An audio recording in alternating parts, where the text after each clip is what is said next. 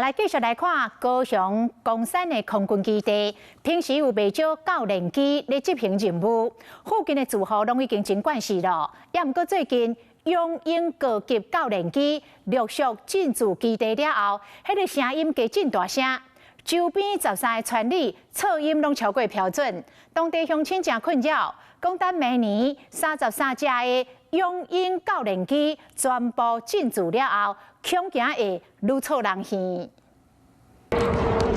这台永鹰高高机飞甲真济，是讲飞行机所造成的噪音也真大声。到暗时要来执行勤务，是讲这声音互附近的民众真困扰。这飞咧啊，地方啊，即摆声甲无像较早教练机飞遐大声，即摆甲会遐大声，伊也是要飞起风吼。好叫，是毋会当个做声音甲小事啦安尼。永鹰高高机进驻高雄公山的空军基地，住伫附近的住户讲，这几个月军机的声音明显比用过 AT3 巨型的高高机要搁较大声。那飞行机场伫军方的监测下，附近13里的噪音明显拢超出60分贝标准。伫咧米岛甲主管区机边，马拢会互军机的声音吵着。记者实际来到现场。刚好看到永鹰高高机起飞，听远远就会当听到真大声声音。啊，若伫街路顶，卖听到 T34教练机飞过声音。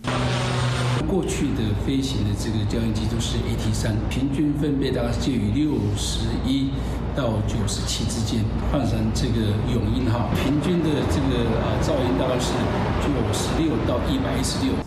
对这个居民的这个照顾跟回馈啊，光复也应该要同时要照应到。因为国防部按算明年全部33架出的永鹰高高机将会进驻公山基地，就惊会吵到民众。军方也答应将会为我办理补偿的代志，就是希望会当将影响降到上低。Hello， 我是张新文。想要抢先掌握最及时的新闻资讯吗？赶快订阅、按赞、开启小铃铛，锁定华视新闻 YouTube 频道。